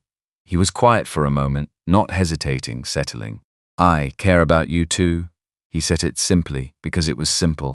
"I've been careful about it, because I have a daughter whose life I have to be thoughtful about, and because the clinical relationship Bex carries obligations I don't take lightly. But I would not be telling the truth if I said this has been purely professional for several weeks." She exhaled. Just the breath of someone who has been carrying something and has set it down. "So, what do we do?" We keep doing the work because the work is real and it doesn't stop. And we let the rest develop at the pace it needs to develop. You're methodical about everything. It's how I'm built. It's also one of the things She stopped. He waited. One of the things I trust about you, she said finally. You don't move faster than the data supports with patience or with anything else. No, he agreed. I don't. Outside, Atlanta settled into its nighttime rhythms. The big buildings across the skyline lit their upper floors against the dark. Traffic thickened. The city became a quieter, smaller version of its daytime self. Inside, two people sat in a room that was in this process of becoming something not finished, not declared, but moving toward a shape that both of them could see. One careful step at a time. That was the only way Marcus Webb knew how to build anything that lasted. He had learned that from a man in a hospital hallway who had refused three separate times to stay on the floor. The room of the 46th Fluffy changed completely in 6 weeks. Not gradually, decisively. The way Simone Carter did everything. The storage boxes were gone. Walls painted a clean neutral white that caught morning light without amplifying it. 2 parallel bars anchored into a reinforced floor section. Permanent installation, not portable equipment. A padded treatment table along the east wall. A documentation station with proper lighting. A small equipment cabinet with organized shelving. And a window running nearly the length of the south wall, letting the morning light in at an angle that made the room feel. From the first day, they used it like a place where things were possible. The Georgia State Board of Physical Therapy certification came through on a Thursday. Marcus drove to the building that evening after his shift and stood in the empty room a few minutes, a unit alone. He looked at the parallel bars, the treatment table, the documentation station. He thought about a hospital hallway at 2 a.m, a man who kept getting up, not because the outcome was guaranteed, but because stopping King was not the decision he was willing to make. Then he drove home and made Jade's lunch for the next day and put to bed. Month 9 arrived not as a marker but as a continuation of the daily work that had been accumulating since October. Marcus had stopped tracking it in months. He tracked it in sessions, in measurements, in the slow accumulation of data points that, taken together, told a story the original prognosis had not anticipated. Dr. Winston Okafor requested the full reassessment himself. This was notable. In 9 months of bi-weekly reports and protocol reviews, Okafor had been the skeptic. Consistently the person who read Marcus's data looking for the error rather than the progress. His responses had been brief, clinical, carefully devoid of encouragement. The fact that he requested the full reassessment meant something. Marcus knew it. He didn't say anything about it to Simone, because she would draw the same conclusion, and he wanted the data to speak before either of them assigned meaning to it. Okafor arrived on a Tuesday at 8 a.m, worn leather bag that looked like it had been with him since residence. He greeted them both with the professional brevity of a man who found social preamble inefficient, set his bag down, began. Simone was already standing beside the parallel bars when he walked in, not holding them.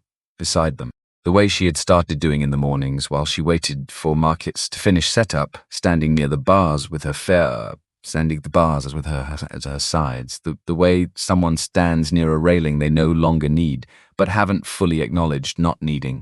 Okafor registered this without comment, which was itself a form of comment. He worked through the assessment for 453 minutes, sensory mapping grid methodically, motor testing sequence. 6 different movement tasks.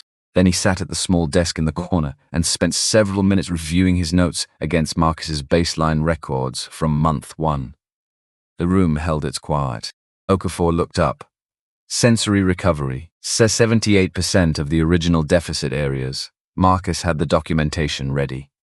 The lateral thoracic segments at T11 responded in the past 2 weeks. It's in the file.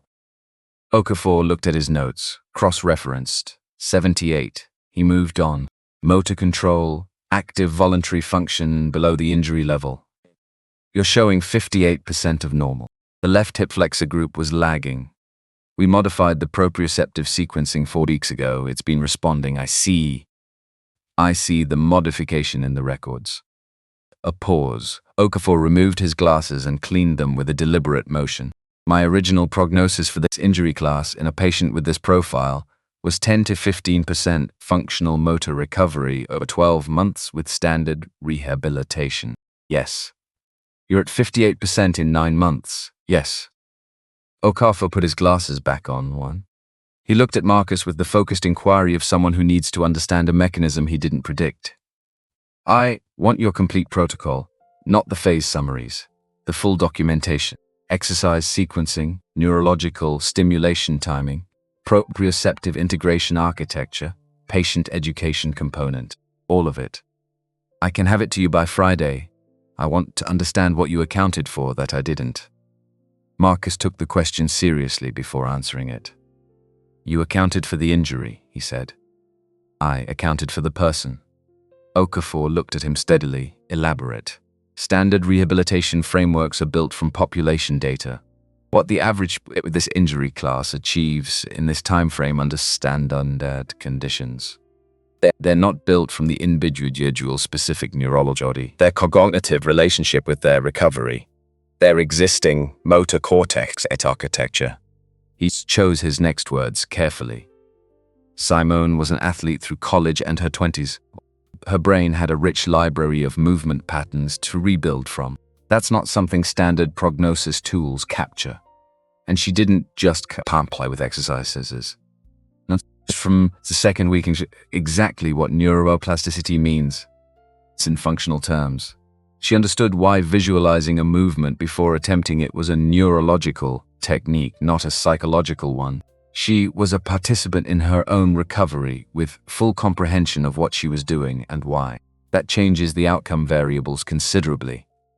Okafor was quiet, the kind of quiet where something was genuinely being processed. Send me full protocol by Friday, said again. Then he turned to Simone. I'd like to try something before I leave. He asked her to stand at the parallel bars. She stood. He asked her to remove one hand from the rail. She did. He observed her balance, the micro-adjustments, the core engagement, the weight distribution between her feet. Precise, steady. Then slowly, with his full attention on her, both hands. She released the bar. She stood without support. Both feet on the floor, arms slightly away from her sides.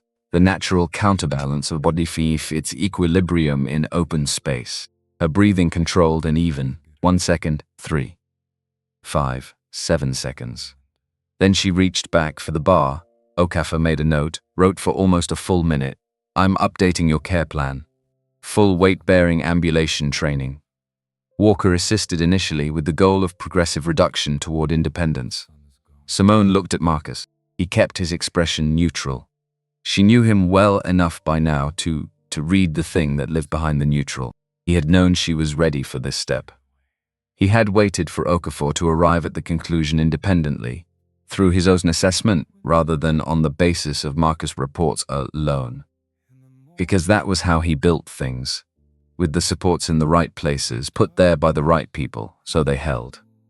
When do we start? She asked. Okafor gathered his notes. 7 seconds ago.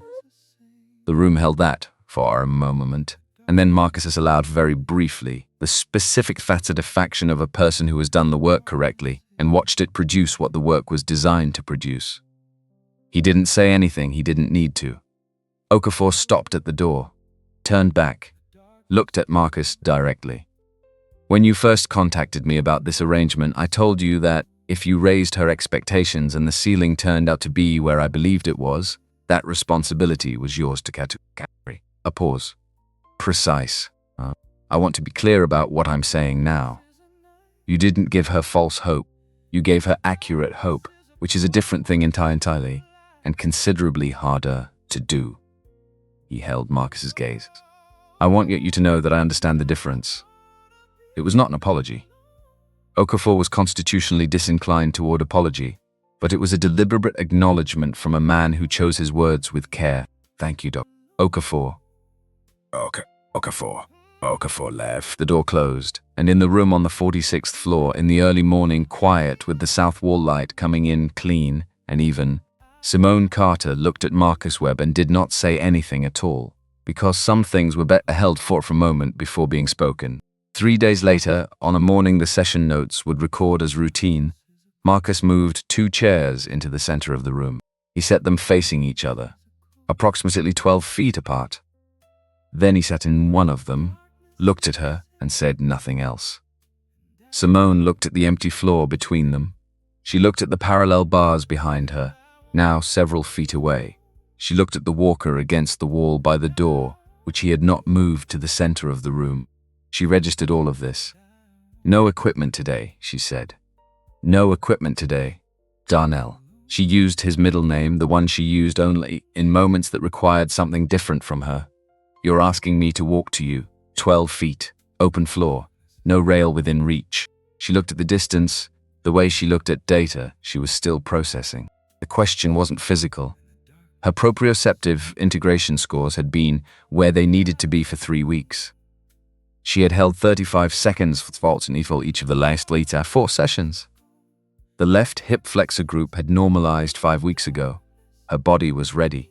She knew it was ready. The question was the other kind.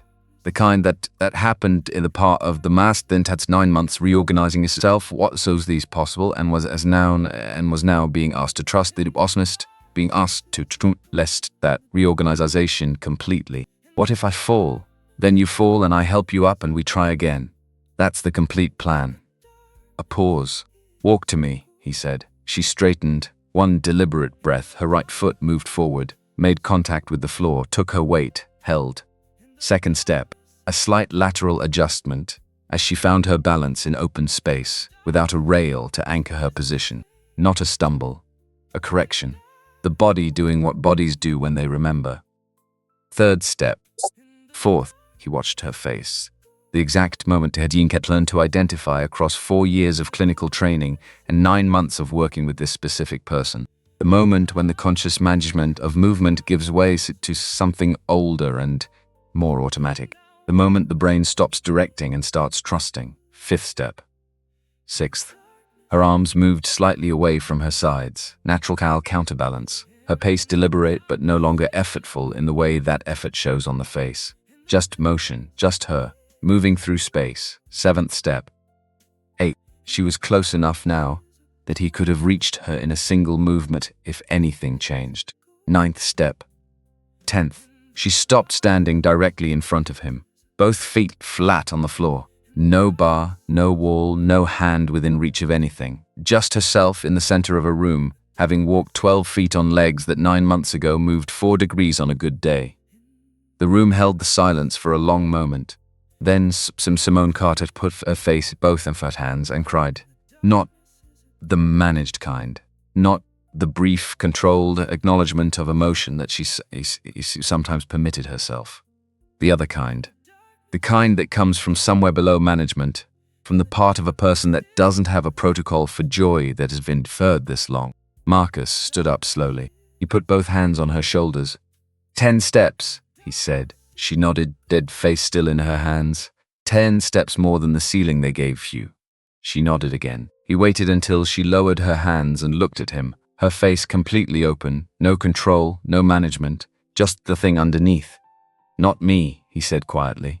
Not the protocol, not the documentation or the clinical site or the supervisor practicum designation. He held her gaze. You. She looked at him for a long moment. Then she took one more step, the smallest one, and leaned against him. He held her.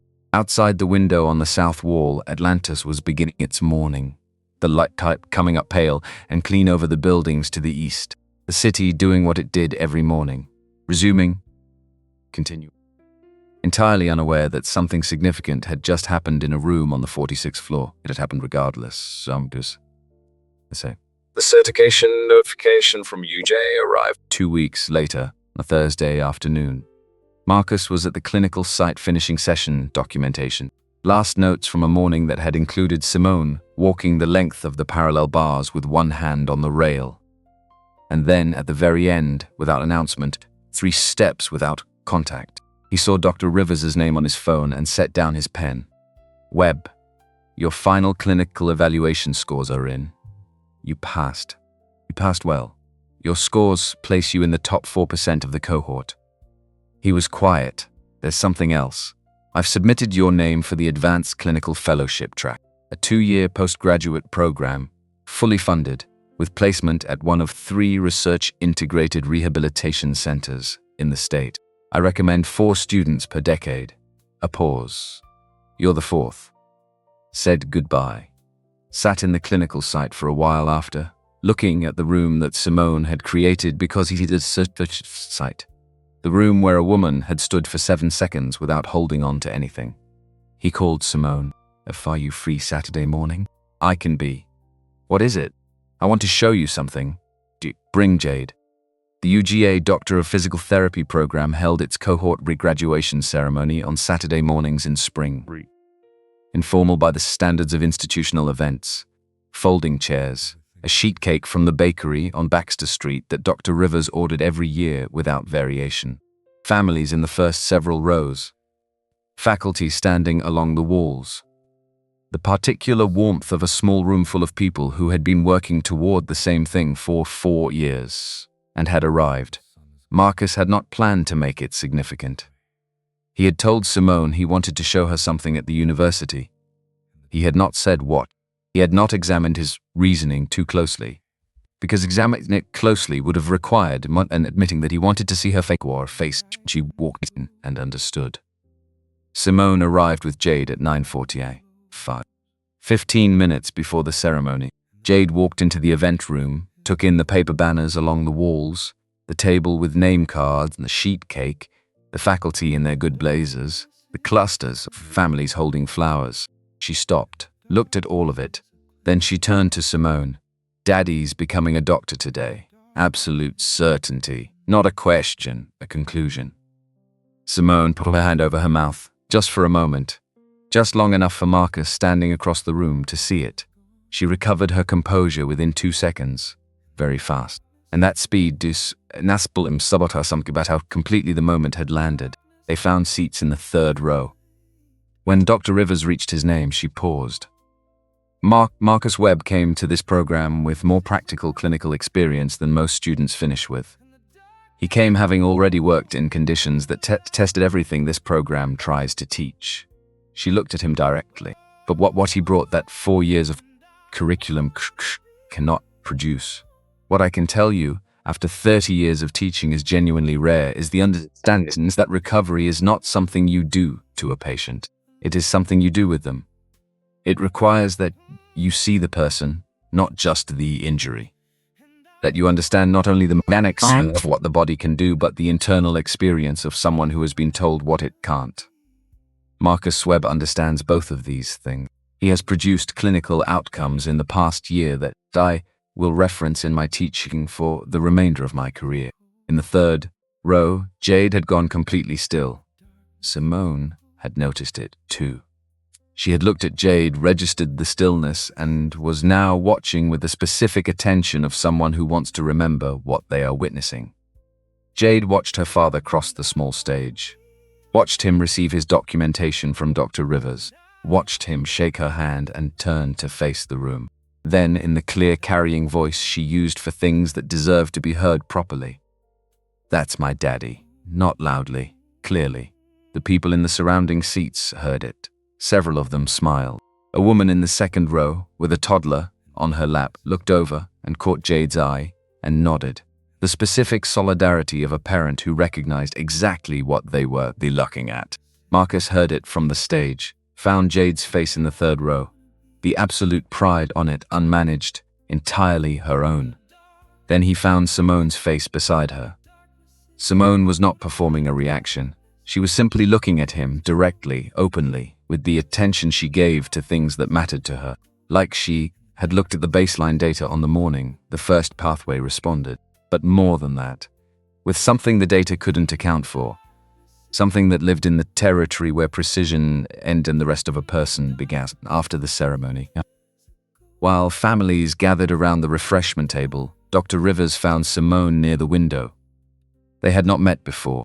Marcus watched the introduction from across the room and understood from the quality of their exchange that these were 2 people immediately calibrating each other's intelligence. I've reviewed your case documentation. With your permission, I'd like to submit it as an anonymized teaching case. The progression data is genuinely instructive for how we frame prognosis conversations with patients in this injury class. Simone looked at Marcus, who had joined them. It's your story, he said. Your call. Entirely. She considered it. How many patients with incomplete T12 injuries are told there's no meaningful ceiling on their recovery? Not enough, Dr. Rivers said. Significantly not enough, then use it. In the parking lot afterward, the three of them walked to the car together. She had positioned herself between the two adults and taken both their hands without comment or ceremony. Simply reached up, found each hand and held on. Simone looked down at the small hand in hers, then looked ahead and kept walking. Daddy, Jade said this. Yeah, baby. Now that you're a real doctor, does that mean you're going to stop cleaning the offices? I'm a physical therapist, not a doctor. Completely different. It seems the same. It really isn't. Are you going to stop cleaning the offices? Yes, very soon. Jade considered this. I like Cole Tower, she said. Why? Because that's where you met Miss Simone. She swung their joined hands once forward and back, the satisfied arc of someone who has made a point she considers conclusive, and kept walking. Neither of the adults had a response to that. The ring had been in the top drawer of his dresser for 5 weeks. Not Imani's ring. That villain was in a small wooden box on the bedroom shelf and stay there. It was Jade's, would be Jade's when she was old enough and wanted it.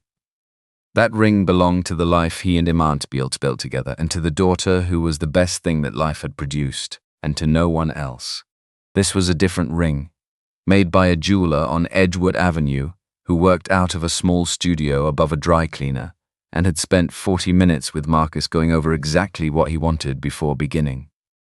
The setting was simple. One stone in a clean, unornamented setting. The stone was a deep blue sapphire. Imani had said it once in that conversation. He remembered with the specific clarity that certain conversations held permanently. They had been sitting on the fire escape of their first apartment. Summer. Jade not yet conceived. Imani had been talking about a ring she had seen in a shop window. Sapphire is the color of things that last, she had said. Not as philosophy. Just as observation. The way she said most true things. Like they were obvious. Like she was slightly surprised anyone needed them. Pointed out. He had filed the comment without knowing why. Some things stayed because they needed to. He thought about the ring carefully for 3 weeks before going to the jeweler. Asked himself the questions the decision deserved. Was this the right time? Was this fair to Jade? Was he reading Simone accurately? He had examined it from multiple angles, tested his assumptions against the evidence. Then Jade came home from school with a drawing. Four figures in crayon on green construction paper. A tall figure labeled Daddy in large careful letters. A smaller, she labeled Jade. A figure labeled Simone. And above them, slightly to the right, a small orange shape with lines coming off it like a sun, or perhaps like something else. Who's that? He pointed to the orange shape. Mummy Imani, Jade said. She's up there watching. She's happy. He looked at the drawing for a long time. The next day, he went to the jeweler on Edgewood Avenue. He had not planned the Friday evening as a grand occasion. Simone had said once, in the context of a conversation about the Apex Capital Communications strategy that had kept her working past midnight, that she distrusted orchestrated moments, that she trusted things that happened in the ordinary course of real life more than things arranged for effect. So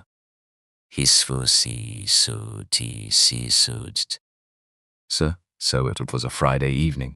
Jade was at Miss Yvonne's for a sleepover, which happened often enough that it was normal rather than conspicuous. Simone came over after work and, arriving with her laptop bag and whatever she was working on, settling into the apartment with the easy familiarity of someone who had stopped being a guest some weeks ago. They cooked together, which in practice meant Marcus cooked while Simone sat at the Simone's sit the counter and offered technical commentary on his decisions, absorbed and largely ignored in the specific affectionate way he also absorbed and largely ignored Jade's opinions about spinach in the eggs. Simone had observed was this dynamic once, and noted dryly that she was not certain she appreciated being placed in the same category as a 5-year-old. He had not offered a reassuring response. After dinner, they washed dishes together. Simone washed. Marcus dried, an arrangement they had arrived at organically and maintained because it worked. Then they moved to the couch. Simone had her feet up, the posture of someone who had fully stopped treating a place as a temporary discretion and was simply comfortable in it. The walker was against the wall, near the door, available if she wanted it. Increasingly left there. Marcus reached under the far couch cushion. He had put the ring there 2 hours before she arrived. She felt the movement beside her.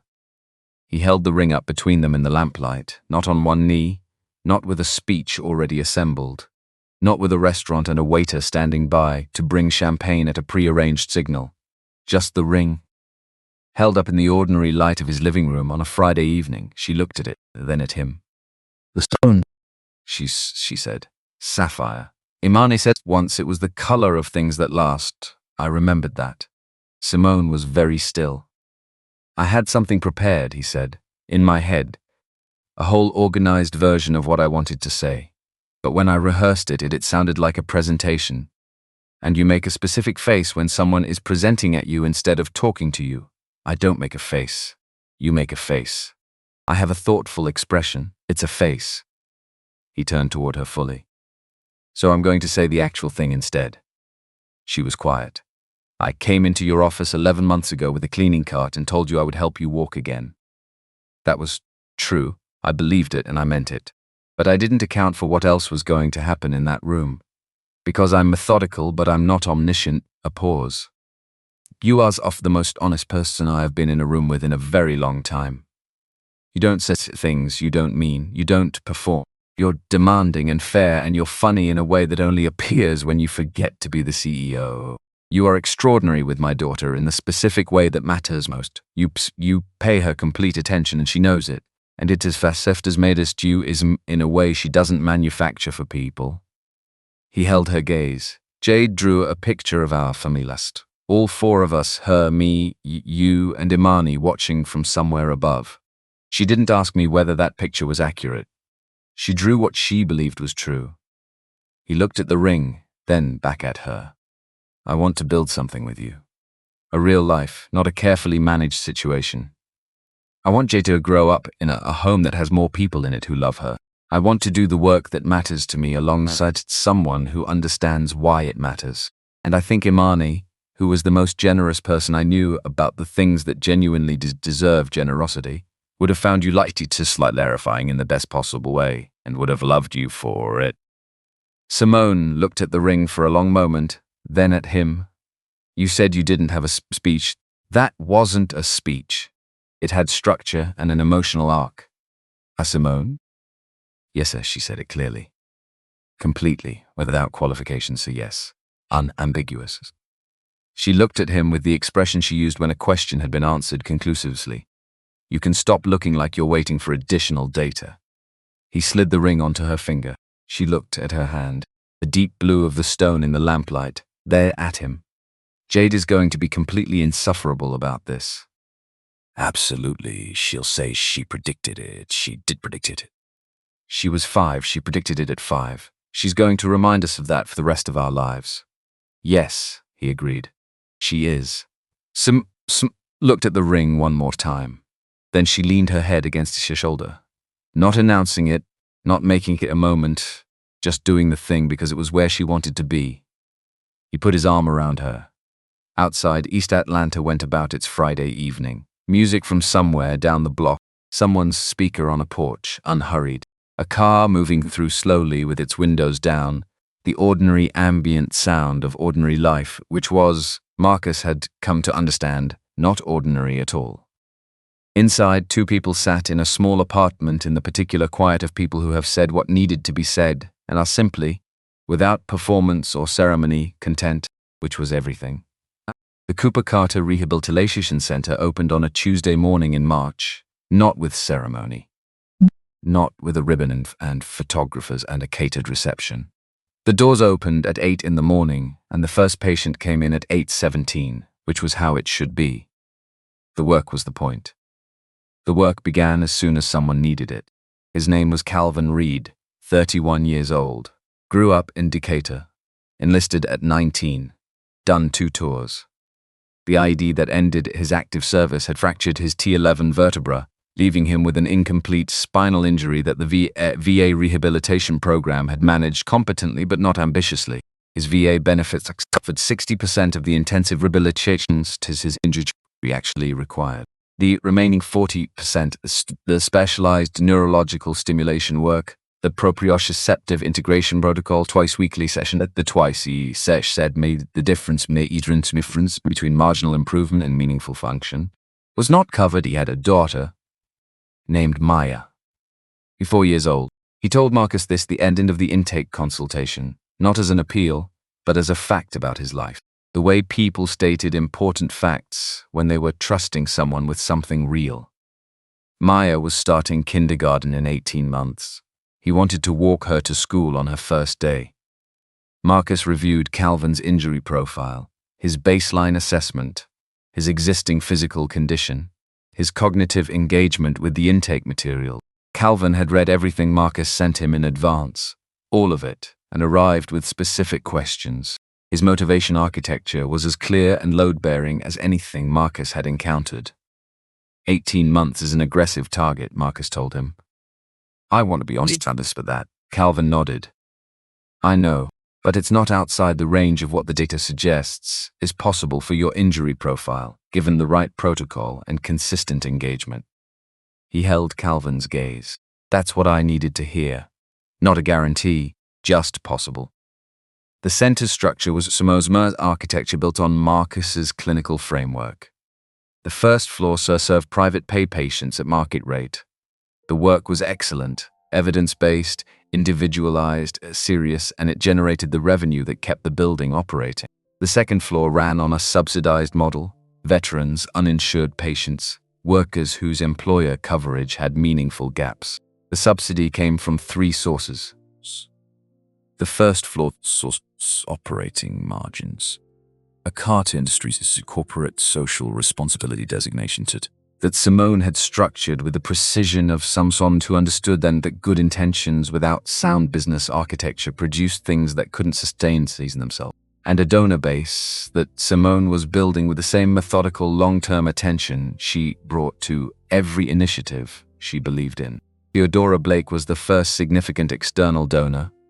She had called Simone 8 months after the board meeting, asked to see the center's business plan, read it in full 114 pages, because Theodora Blake actually read things and sent back 6 pages of notes, then called again.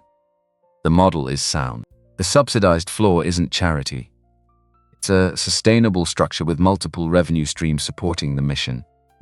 A pause that carried weight. Leonard would have approved. Leonard was your husband, Simone said. He was. He would have liked this. He believed people were capable of more than they were generally given credit for. He just needed someone to show him the right kind of evidence. She wrote a check significant enough that Marcus had to sit down when Zinton told him the number. But Theodora had one condition. The facility should be named for the work, not the donors. No naming rights, no recognition. What she wanted instead were 10 clinical fellowship positions funded annually. Students from programs like Marcus's, from backgrounds like Marcus's, who needed financial support to complete their hours. She wanted them called the Leonard Hole Clinical Fellows. Marcus sat with that for a moment. That's exactly right, he said finally. The center's first 6 months were not smooth. Nothing worth building ever was. Staffing challenges in month 2. A certification audit in month 3 that required 2 weeks of additional documentation. A pipe failure on the 2nd floor in month 4 that took 11 days to repair and required relocating 8 patients to temporary facilities. Through all of it, Simone managed the organizational side with the same steady precision she brought out to everything. And Marcus treated patients one at a time, with the full, undivided attention he gave to every person who came through the door. Calvin Reed walked his daughter to school on her first day of kindergarten. He sent Marcus a photograph the same afternoon. Calvin standing on a sidewalk in morning light, Maya beside him in a dress with white flowers. Backpack larger than she looked like she'd be able to carry. Face turned up toward her father with an expression of absolute trust. Calvin was walking. Not without effort, there was still a slight compensatory pattern on the left side they were continuing to address. But he was walking, on a sidewalk, in the morning, with his daughter, Marcus printed that the centraf put it on the wall of his office at the center. Utal. He added to it over time, other photographs, other mornings, other people who had been told where their ceiling was and found it elsewhere. But Calvin and Maya stayed in the upper left corner, where he saw them first every morning when he came in. The wedding was Simone's to organize, which meant it was executed with complete precision and zero elements that didn't serve a clear purpose.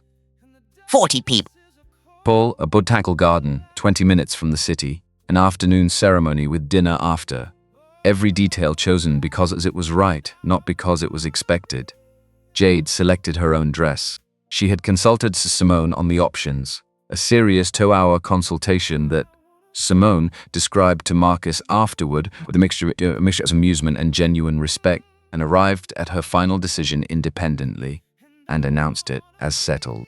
Deep blue, sapphire blue.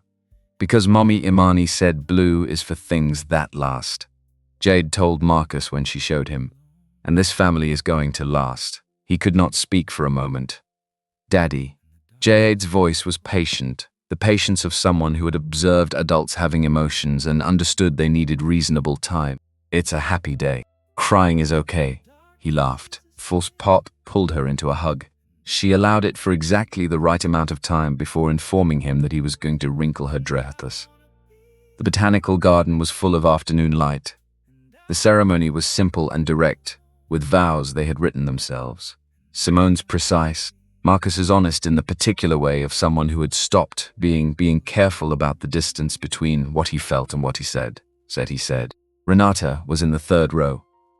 She had told Simone 2 days before the wedding that she had no intention of crying. She was a professional because she was a process. She was crying before Simone reached the midpoint of the aisle and did not appear to have this inconsistent with her professional identity. Simone walked the full length of the aisle without assistance of any kind. She had practiced it once the week before, in the clinical site on the 46th floor. Not for confidence.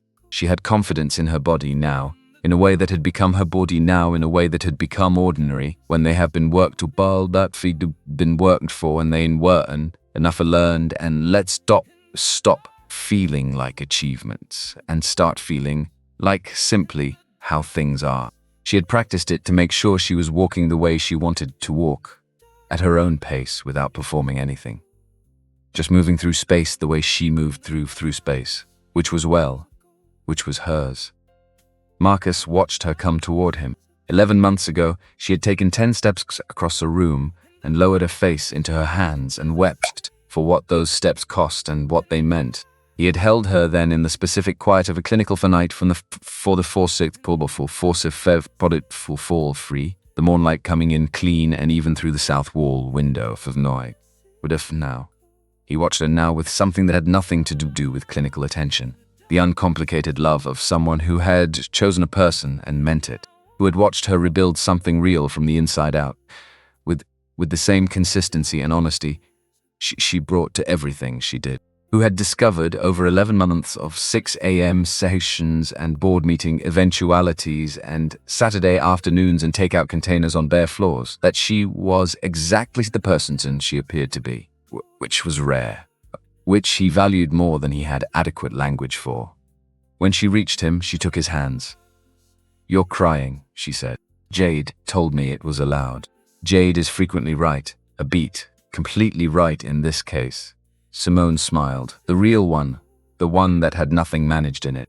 The one Marcus had first seen on a mud park bench on a Saturday afternoon in October, when a 5-year-old with strong opinions about spinach had said something so direct and so accurate that even Simone Carter's composure hadn't had a defense prepared. 5 years later, a Thursday evening in November, the Cooper Carter Center's 5th annual gala, not a rented space anymore. The event hall on the ground floor that Simone incorporated into the building's design because they expanded it teen from the it is gained the she's been certain from the beginning that this was going to be to lasting things needed permanent homes. The room was full. Donors, former patients, medical professionals from 3 hospital systems, students from 4 PT programs, members of the VA Rehabilitation Network the center had formally partnered with 2 years prior. The kind of room that took years of consistent work to fill. Calvin Reed was there. He came to every gala. He walked without any compensatory pattern now, had for 2 years. He was 3 semesters into a pre-med program at Georgia State, going at night while working during the day. Maya in 2nd grade and thriving. Theodora Blake was there. She and Simone had developed, over 5 years, something that was not friendship in the easy sense. Both of them were too self-contained for easy friendship, but was genuine and mutual and valuable to both of them. Built from the honest acknowledgement of having initially misread each other and the shared decision to correct for it. Renata was at the operations table near the entrance, running the evening's logistics, occasionally scanning the room to confirm everything was where it should be, occasionally looking at Simone with an expression she did not appear to know was on her face, the expression of someone who is proud of something they helped build and has the wisdom to be quiet about it. Jade was at a table near the back wall, 10 years old, in a deep blue dress. She wore blue to every gala, had since the first one, without being asked and without explaining. She had a notebook open in front of her and was writing with the focused intensity she brought to every project she had ever undertaken. Simone sat down beside her. "What are you working on?" "My speech," not looking up. For when I run something." Simone looked at the notebook, the handwriting large and careful. The page was full. "Can I read it?" Jade considered this with genuine deliberation. "Not yet. It's not ready." "Fair enough." Jade put down her pen and looked at Simone with the directness that had been characteristic of her at 5 and had not diminished with age. "Mommy, Simone." "Yeah. Did you know when you first met Daddy that it was going to become all of this?" Simone considered the question honestly. "No. I thought he was going to clean the office and leave. I almost told him to leave before he finished talking." "Why didn't you?" "Because he asked me a question nobody had asked me in a long time, and the way he asked it, he actually wanted the answer. Not the answer that would make the conversation easier, the real answer." Jade thought about this. "What was the question?" "He asked me when I had last taken a real break." "That doesn't seem like a big question." "It wasn't big," Simone said. "It was the right one. Sometimes those are different things." Jade absorbed this with the serious attention she gave to things worth keeping. Then, "I think Mommy Imani sent him to you. On purpose." Simone looked at her. "Why do you think that?" "Because she was the kind of person who would.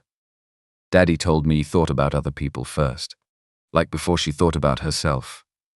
She would have wanted him to find someone. She would have thought about it and figured out how to make it happen." A pause. "She sounds remarkable." "She was, Jade, simply. She's still around. She just looks different now." Simone was quiet for a moment. Outside, the room filled with conversation and warmth, the warm people gathered around something they had built together, or been part of, or been changed by. "I think you might be right," Simone said. Jade looked satisfied. Picked up her pen, returned to her speech. Marcus found Simone 20 minutes later. She was standing near the window on the room's east wall. Standing easily the way she stood now, which was simply how she moved through the world. No performance in it, no consciousness of it as an achievement. Just a woman standing at a window at a party, looking at the city outside. He came to stand beside her. "You okay?" "Very okay." He looked out with her. The parking lot, the Atlanta skyline beyond it lit against the November dark. This specific city. This specific skyline, the one they had built something in. 5 years ago, he had pushed a cleaning cart down a marble hallway on the 47th floor of a building downtown and seen a thin line of light under a door at the far end. He had knocked. He had made a promise he wasn't completely certain he could keep to a woman who had stopped letting herself want The thing he was promises. He had kept the promise.